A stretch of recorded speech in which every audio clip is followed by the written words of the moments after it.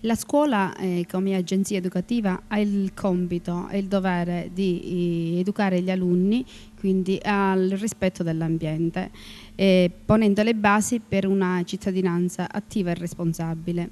Proprio per questo siamo partiti dagli spazi circostanti la scuola stessa, quindi dagli spazi interni, e nell'ambito di questo progetto abbiamo pensato di far adottare un'aiuola ad ogni classe, e quindi i bambini che cosa hanno fatto? Hanno preso le piantine, le hanno interrate e avranno cura di queste aiuole per tutto nell'arco dell'anno scolastico.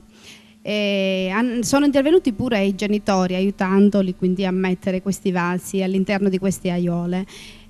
Lo scopo è quello, intanto sì, di educarli al rispetto dell'ambiente, ma nello stesso tempo di fare, diciamo, sviluppare ancora di più il senso di appartenenza alla scuola. E abbiamo anche l'obiettivo di rendere accogliente e bello l'ambiente scolastico, quindi tutti gli spazi esterni.